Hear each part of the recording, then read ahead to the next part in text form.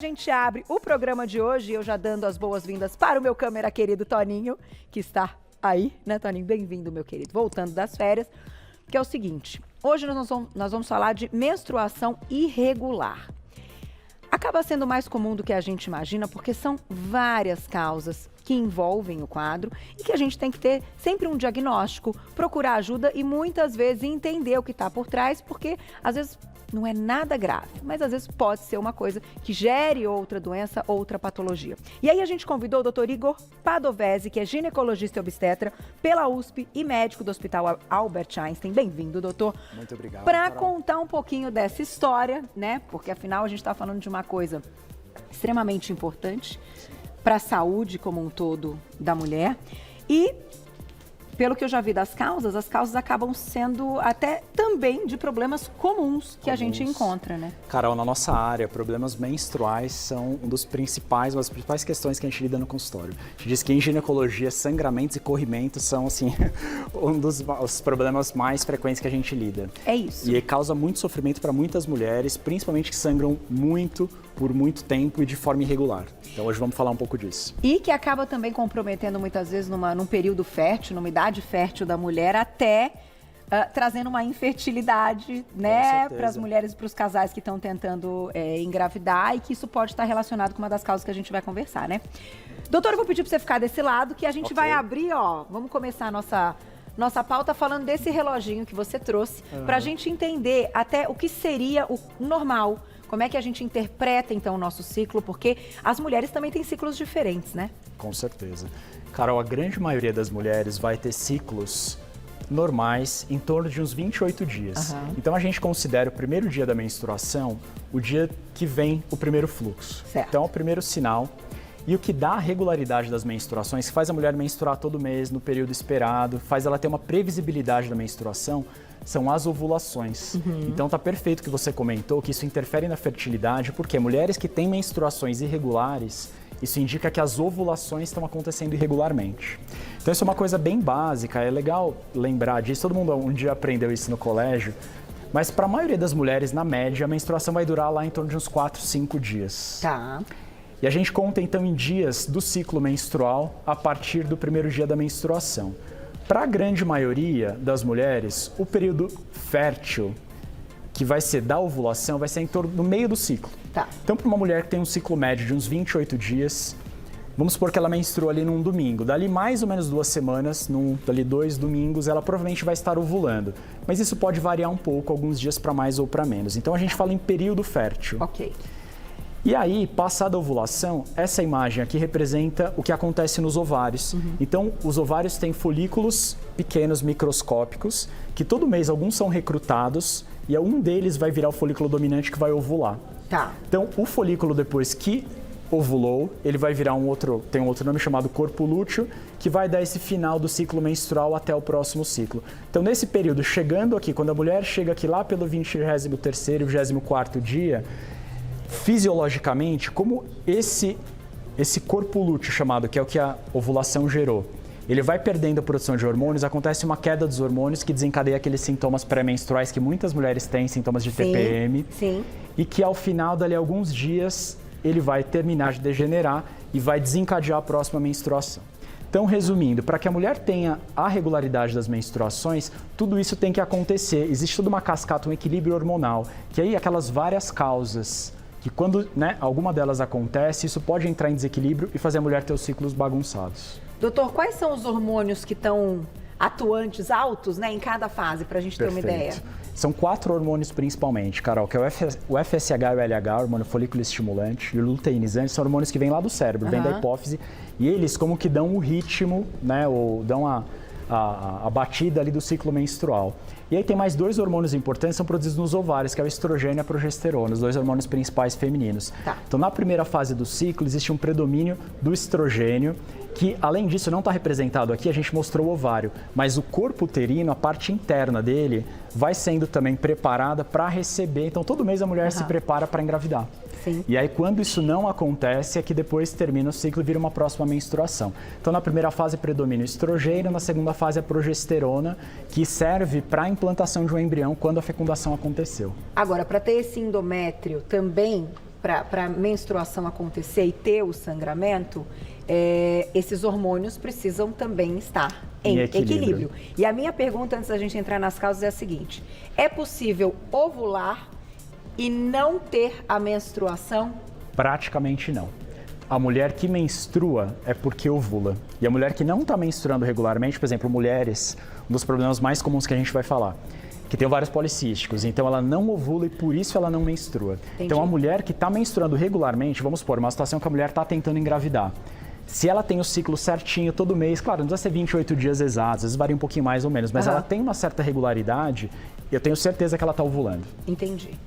Porque o endométrio só vai ter sido preparado quando acontecer a ovulação, que vai o corpo lúteo produzir a progesterona para manter essa segunda fase do ciclo.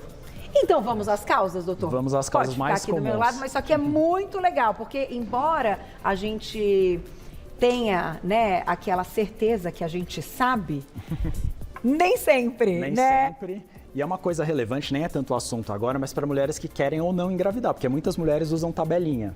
E aqui é o momento, né? Ali é o momento Todos esses fértil, dias então, aqui. do dia médio estimado da ovulação, que é meio do ciclo, uns 2 a 3 dias para mais ou para menos é o período mais arriscado. É um método que falha, né? Porque isso é bem teórico, na prática doutor, isso pode variar. Conta pra gente do mito ou verdade. Agora eu vou falar de uma forma lúdica, né? Que a gente tem às vezes crianças assistindo. Tem que namorar todo dia ou é namorar dia sim, dia não? Não, dia sim, dia não é uma boa média. Porque todos os dias também reduz a concentração do espermatozoide, então, e além de criar uma coisa chata, um problema para o casal, fica aquela obrigação.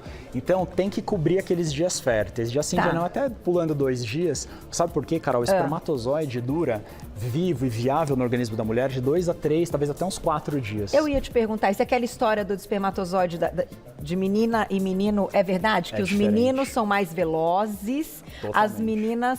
Ah, não, perdão, o espermatozoide não. Não, dessa que carrega do sexo? Se é menino ou menina, não, do sexo não.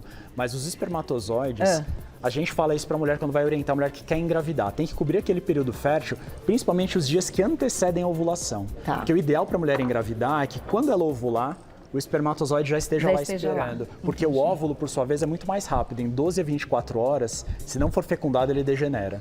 Olha que legal, a gente tem uns mitos e verdades aí muito interessantes pra gente aprender também. Vai mandando perguntinha no @VocêBonitaTV.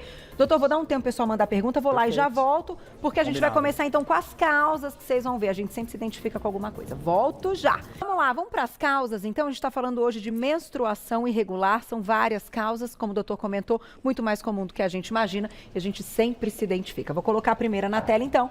E aí, daqui a pouquinho, a gente fala dos tratamentos, tá? Doutor, vamos falar da síndrome dos ovários policísticos. Carol, essa é uma grande dúvida de muitas mulheres. É um clássico, né? É um clássico. Antigamente todo mundo tinha ovários policísticos, então a menina começava a menstruar, tinha aquela fase que naturalmente o ciclo é um pouco bagunçado mesmo, que é importante dizer, a gente não fala de regularidade nos primeiros 2 anos da menstruação. E aí todo mundo ganhava esse diagnóstico. Qual que é a dificuldade primeira aqui, Carol? É uma síndrome. E tudo que é síndrome, para a gente dar o diagnóstico, é um conjunto de sintomas. Então é diferente de uma hipertensão. Se a pressão for acima de tanto. Diabetes, tem critérios mais objetivos. Síndrome é conjunto de sintomas. Então o que caracteriza a mulher que tem síndrome dos ovários policísticos? A anovulação crônica, ou seja, a falta de ovulação regular. E por isso que as menstruações ficam bagunçadas. Outro critério diagnóstico são sinais de hiperandrogenismo, que significa aumento dos hormônios masculinos na mulher, aumento de testosterona. Então, o fenótipo típico, assim, aquela característica mais comum das mulheres com síndrome de ovários policísticos é a mulher que tem, além das menstruações irregulares, acne, queda de cabelo e geralmente sobrepeso ou obesidade. É muito comum.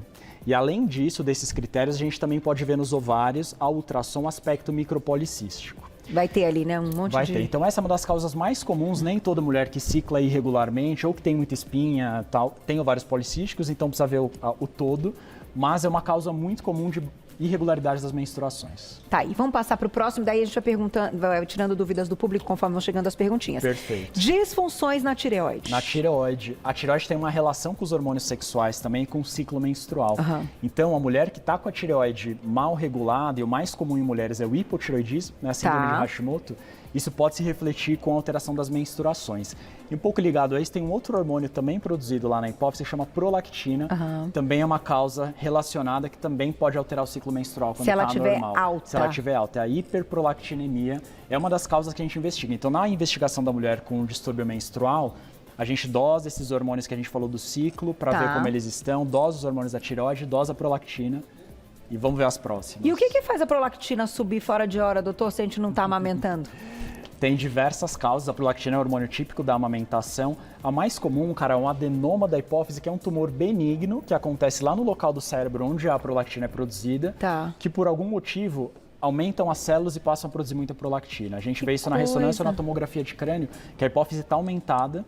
E o mais comum é que seja uma causa benigna, mas que produz prolactina. E aí tem que retirar. Nem sempre, geralmente o tratamento é com medicamentos. Que baixam a prolactina e isso normaliza o ciclo. Muito bom. Vamos pro próximo, olha lá. Obesidade ou desnutrição? Carol, super relevante isso, porque a parte nutricional tem uma relação direta com os hormônios. Desses hormônios que a gente falou, o estrogênio e a progesterona são hormônios que são produzidos a partir de derivados do colesterol, de gorduras, né, que tem naturalmente no organismo. Então, os extremos estão associados. Então, aquela situação de desnutrição, é muito comum que a mulher desnutrida tenha problema menstrual. Meninas com anorexia, é típico que elas não menstruam. Pela baixa porcentagem de gordura. Exatamente, um excesso, uma falta, né, um excesso de falta de gordura de peso. E obesidade também. Então, mulheres que estão em sobrepeso ou obesidade com problemas menstruais, às vezes a gente investiga tudo, não acha a causa. O fato de perder um pouco de peso, para muitas mulheres, mais da metade, normaliza as menstruações. Que coisa, doutor. É um efeito indireto, porque a obesidade tem várias repercussões metabólicas, a questão da insulina. Então, por exemplo, outra situação típica, a mulher querendo engravidar, está com a menstruação bagunçada. A gente investiga, não acha nenhuma causa importante. Faz ela perder um pouco de peso quando ela está acima do peso. Para metade das mulheres, em média, isso normaliza as menstruações, faz ela voltar a ovular normalmente. E atividade física extenuante também entra nessa questão? Também é uma ótima, está relacionado a isso, mas é uma causa. Atletas, por exemplo, existe um diagnóstico chamado síndrome da mulher atleta. São meninas também que não menstruam porque excesso de endorfinas, atividade física muito intensa também impacta indiretamente no FSH-LH, aqueles hormônios que dão start do ciclo menstrual e levam a problemas menstruais. É como se competisse. É um mecanismo parecido. Que coisa. As endorfinas em excesso atuam lá no hipotálamo, que é a área do cérebro onde produz esses hormônios que dão o ritmo ali do ciclo menstrual, interferem nisso. Eu já tive algumas vezes no consultório paciente com esse perfil querendo engravidar. Uma vez eu lembro bem que investigando e perguntando várias coisas, exames normais, aí o marido falou assim, doutor, ela é rata de academia. Foi a palavra-chave aí ali. Eu falei, e aí ela reduziu e tal, e ovulou e engravidou. Tá aí. Vamos pro próximo, então? Além desses, a gente vai fechar para abrir para perguntinha. Vamos falar também de tratamentos. Menopausa precoce. Menopausa precoce, tá mais comum, Carol, né, do que antes, a gente não sabe se tá mais comum, se faz mais diagnóstico. Antigamente não se fazia. Não é uma causa comum, felizmente, mas é uma coisa potencialmente grave. Porque a mulher que entra na menopausa precocemente, que é antes dos 45 anos, deixar de menstruar. Isso tem várias repercussões, principalmente para a saúde cardiovascular. Então, a mulher que entra na menopausa precocemente não é tratada, tem mais risco de ter infarto, AVC, etc. Basicamente, mulher que de repente deixou de menstruar não é comum, mas é uma das causas que a gente tem que investigar. Tá. O problema disso, Carol, é principalmente para a mulher que ainda é jovem, quer engravidar. Porque a menopausa em si a gente trata. O ovário deixou de produzir os hormônios, a gente repõe e está tudo certo, tratado adequadamente. Mas se ela ainda queria engravidar, provavelmente não vai conseguir mais. Aí é mais complicado, né? É bem complicado, quase impossível, dependendo do grau que já tiver. Tá aí. Doutor, já tem perguntinha, né, Gláucia? No @VocêBonitaTV, aproveitem que estamos ao vivo, vou lá e já volto. E a gente segue aqui, a gente vai falar de cirurgia e a gente vai falar de vários tratamentos também importantíssimos. Volto já. A gente tem mais uma imagem para colocar, que é essa de doenças do útero. Antes eu queria te fazer uma pergunta que agora me veio na cabeça. Claro. As meninas que menstruaram muito cedo, tem relação com o tempo que ela vai entrar numa menopausa, por exemplo? Carol, isso é estudado, não tem uma relação não direta. Tem relação. Não necessariamente por ter começado mais cedo vai terminar mais cedo. Tá, isso o período então das menstruações. Não tem relação. Vamos falar então das doenças do útero? Que é uma das causas mais comuns, Carol, que faz as mulheres sofrerem, que são pólipos no útero, miomas, úteros de volume aumentado, adenomiose, que é uma doença também do útero que leva a muito sangramento, principalmente da mulher na faixa dos 30, 40 anos, que já teve gestações. E é uma coisa que para muitas mulheres traz muito sofrimento. A gente vai falar depois um pouco das formas de tratar, mas muitas passam por tudo, usam diversos anticoncepcionais, tudo que tem disponível e não melhoram, Carol, continuam sangrando. E é uma coisa que para a mulher, principalmente depois que já passou o período que ela pensa em ter filhos, porque de fato o útero só serve para engravidar. Isso é uma coisa muito importante das mulheres saberem. Ele não produz hormônios, ele é um órgão muscular. Tá. Então, para muitas mulheres, a solução definitiva para nunca mais se preocupar com isso pro resto da vida é a retirada do útero. Essa é a cirurgia mais comum na ginecologia. Que coisa. Então, realmente, vivemos bem sem ele. Totalmente bem, caso é importante a pessoa falar esteja sobre já 100%, isso. Claro, né? a gente não sai tirando o útero de todo mundo de cara, a gente sempre tenta as coisas mais simples. Mas é importante as mulheres saberem que a cirurgia de retirada do útero hoje em dia é feita, idealmente, de uma forma minimamente invasiva, com 3 pequenos cortes. Legal para explicar aqui, essa é uma anatomia do útero. Então aqui a gente tem o canal vaginal, o corpo uterino, que tem esse formato mais ou menos de uma perinha invertida, as trompas e os ovários. Quando a gente remove o útero na cirurgia, o canal aqui fica igualzinho. Então para a mulher não muda nada a sexualidade. Passado ali, claro, o período de cicatrização, a palavra que a gente mais ouve das mulheres fazem essa cirurgia, que é uma coisa libertadora. Que coisa. Porque muitas vão sofrer muito com problema de sangramento e às vezes, Carol, a gente não acha uma causa. De todas essas causas, por vezes a investigação é feita e não tem nada específico tratável. A mulher sangra, aí se adapta mal aos contraceptivos, não pode usar hormônio por algum motivo. Então depois que a mulher tem certeza que ela não quer mais ser mãe, porque dá para engravidar em qualquer idade tendo útero. Hoje em dia a gente vê essas situações, sem usando dúvida. óvulos de doadora, usando óvulo congelado, mas é a única situação que a mulher nunca mais vai engravidar. Mas se isso é uma coisa totalmente resolvida, para muitas é uma solução definitiva. Aqui é legal de mostrar como a cirurgia é feita por laparoscopia. Então são 3 furinhos bem baixos, aqui abaixo da linha da calcinha do biquíni, de 5 milímetros e mais um outro cortinho que é por dentro do umbigo. O útero mesmo, ele sai por baixo. Por isso, essa é a forma ideal, né? A cirurgia mais realizada ainda no Brasil, porque os lugares têm poucos recursos, é a cirurgia tradicional com corte de cesárea, que a recuperação é pior. Mas feita dessa forma, a mulher pode ir embora no mesmo dia, às vezes no dia seguinte. Não tem nenhuma grande restrição, a recuperação é ótima. Doutora, a gente pode então classificar, colocar ali as indicações para essa cirurgia? Você citou miomas? Tem diversas, Carol. Miomas, pólipos, problemas que muitas vezes podem ser tratados. Às vezes a gente pode tirar só o mioma, pode ir lá tirar só o pólipo e preservar o útero. Mas tem uma outra questão que a mulher mais velha, quando chega na menopausa, o útero se torna um problema. Porque hoje em dia, isso é mais do que conhecido por todas as sociedades médicas. A recomendação é para quase todas as mulheres tratarem a menopausa, fazerem reposição hormonal. E o maior risco da reposição hormonal é sobre o útero. Porque a gente dá estrogênio, volta a estimular o endométrio. Entendi. Tem uma questão com câncer de mama. Eu ia te perguntar a respeito disso. Então, mulheres que têm até uma questão já hereditária, genética, que envolve essa parte do câncer. Então é uma coisa muito câncer de colo de útero. De colo até que não, porque o colo é relacionado ao HPV, mas de endométrio, câncer do corpo do útero. Do corpo do útero. Olha. E mulheres que já não têm útero, a reposição hormonal é muito mais fácil. Ela precisa de menos hormônios, então é muito benéfico para a mulher na menopausa não ter mais útero. E hoje em dia, cara, a expectativa de vida da mulher é de 80, quase 90 anos. Então, ela vai viver quase metade da vida na pós-menopausa. Então, essa discussão. A mulher tem um problema de sangramento persistente, sofre com isso, não tem qualidade de vida. Às vezes, tirar só o mioma, tirar só o pólipo, é uma coisa que a gente conversa e sempre avalia individualmente. Mas muitas optam pela solução definitiva. Muito interessante, né? Porque equilibrar os hormônios certamente vai trazer muitos benefícios. Vamos colocar a perguntinha do público? Quem escreveu pra gente, olha lá. Obrigada, Wanda, um beijo. Por que as meninas que menstruam cedo, o fluxo costuma ser maior? Perfeito. Nem sempre é maior, mas costuma ser irregular e é considerado normal nos primeiros 2 anos depois da chamada menarca, que é a primeira menstruação. É um período de amadurecimento do eixo hormonal, que esse ciclo, que a gente mostrou, está se ajustando. Então a gente não considera anormal sangrar muito, sangrar pouco, pode ser meio bagunçado mesmo no começo. Tá aí. Tem mais perguntinha, olha lá. Lilian, obrigada, um beijo. Tenho 44 anos e minha menstruação está irregular, já fazem uns 3 meses. Posso estar na pré-menopausa? Pode, sem dúvida, porque a menopausa é normal dos 45 aos 55 anos, é uma janela ampla. A média das mulheres é chegar na menopausa perto dos 50, 51. Só que é um processo de transição que leva alguns anos. E um dos sinais mais precoces é a menstruação começar a falhar. E às vezes ela vai dosar no sangue e tá tudo normal. Carol, super importante. Os hormônios. Você tá bem informada, tá bem... Eu estudo pra caramba, doutor. Porque Mas isso é uma não é coisa bem terrível. característica, né? Eu acho que você já tá... Porque, tipicamente, tem uma fase na transição menopausal que os hormônios oscilam. Então, o FSH que a gente falou, que é o principal parâmetro, quando a mulher entra na menopausa, ele vai subindo. Só que não é uma ascensão linear, ele faz isso. Então, às vezes você dosa, ele tá alto, tá baixo, por isso também não é o exame só que dá o diagnóstico, é o contexto todo. Dá uma enganadinha. Junto com a irregularidade das menstruações, o outro sintoma mais comum que vai aparecendo na transição menopausal é aquela coisa dos calorões. E dosar e fazer aquele exame que conta quantos óvulos ainda tem. Também é uma Pode ser contagem uma. de óvulos, o hormônio antimuleriano, ele tem a ver com a função ovariana, que quando já está baixa, isso é um sinal que a mulher está se aproximando da menopausa e também, naturalmente, está com a fertilidade já bem comprometida.